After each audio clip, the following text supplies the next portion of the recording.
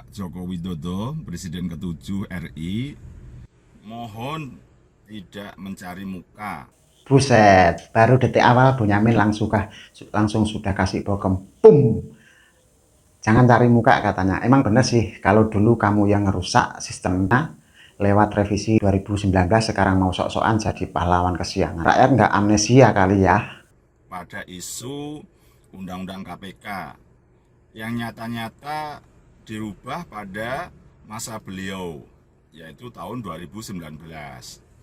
Saya mendapatkan informasi dari bocoran-bocoran di legislatif atau DPR bahwa rencana itu sudah agak lama sebenarnya Undang-Undang KPK mau diamputasi.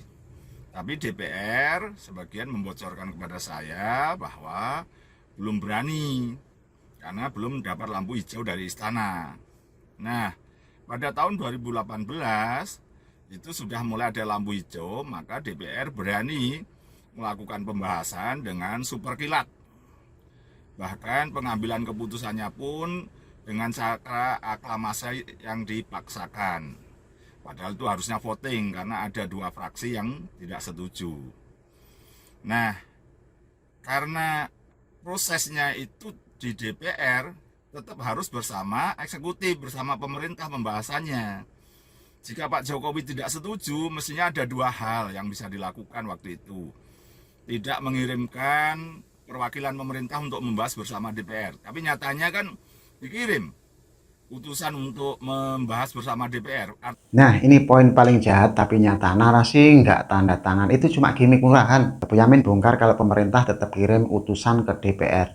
Artinya, ya setuju. Ibarat kamu masak racunnya tapi pas orang mati kamu bilang, bukan saya yang nyuapin. Kan lawak itu namanya. Artinya pemerintah setuju. Jadi jangan kemudian sekarang membalik bahwa tidak setuju dengan bukti tidak tanda tangan. Loh, tidak tanda tangan itu kan juga konsekuensinya 30 hari langsung sah dan diundangkan di dalam lembaran negara dan berlaku gitu loh. Jadi ya kalau sekarang ngomong bahwa eh, tidak tanda tangan itu ya sekali lagi saya mengatakan itu adalah cari muka supaya rakyat seakan-akan terperdaya gitu. Tapi saya kan masih ingat betul gitu loh. Dan konsekuensi berikutnya, Pak Jokowi itu bagian dari setuju ketika tes wawasan kebangsaan bagi pegawai-pegawai KPK. Sudah banyak yang menolak dan segala macam, tapi nyatanya setuju. Buktinya apa?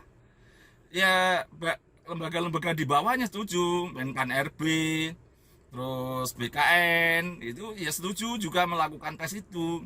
Termasuk lembaga-lembaga yang lain, itu melakukan tes sebenarnya yang hanya untuk menyingkirkan orang-orang hebat yang selama ini menggawangi KPK seperti Novel Baswedan, Harun Ar-Rasyid dan kawan-kawan. Gitu loh, membiarkan mereka tersingkir gitu. Dan saya meyakininya ya disetujui juga gitu loh.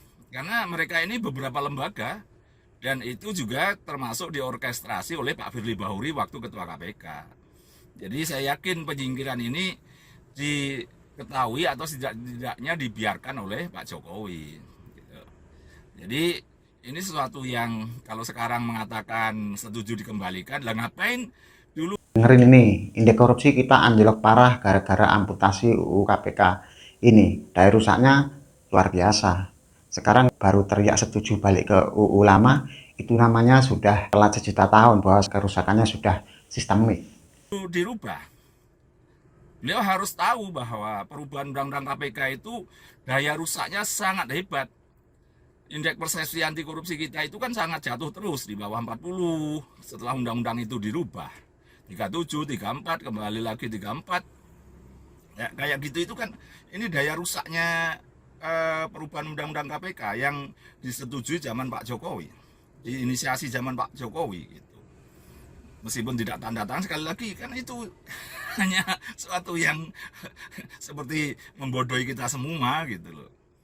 Jadi kalau memang sekarang ini mau memperbaiki keadaan, ya dikembalikan pada undang-undang lama dan Pak Jokowi harus memberitahukan kepada Pak Prabowo gitu bahwa itu sebaiknya dikembalikan undang-undang lama dalam bentuk perpu aja, peraturan pemerintah mengganti undang-undang sehingga kembali ke undang-undang yang lama begitu. Karena dulu Pak SBY juga pernah memperpukan, membuat perpu untuk pengembalian sistem pilkada langsung. Dari tadinya setujui DPR RI tidak langsung, kemudian karena rame-rame membuat perpu yang mengembalikan ke undang-undang lama. Nah sekarang Pak Prabowo mestinya langsung menetapkan perpu peraturan pemerintah pengganti undang-undang. Nah, intinya kalau emang Pak Prabowo bener-bener mau bersih-bersih, jangan cuma dengerin omongan manis pendahulunya, keluarin perpu. Sekarang juga kalau cuma wacana, nggak ada eksekusi ya sama aja bohong. Cuma ganti pemain tapi tetap satu sutradara. Oke, terima kasih yang sudah menonton. Untuk mengembalikan kepada undang-undang KPK yang lama. Sederhana. Kalau toh nanti berkaitan dengan pegawai, ya toh sudah jadi ASN udah, dan kembalikan tes wawasan kebangsaan itu dianggap tidak ada, nyatanya salah, sudah dipersoalkan di mana-mana, ombudsman juga bahwa itu salah, maka harus dikembalikan lagi 57 orang itu atau siapapun yang dari 57 itu dikembalikan kepada KPK untuk kembali menjadi penyidik KPK, Novel Baswedan, Yudi Purnomo dan kawan-kawannya dikembalikan. Berikutnya adalah untuk memperbaiki pemberantasan korupsi kita dengan cara mengesahkan undang-undang perampasan aset.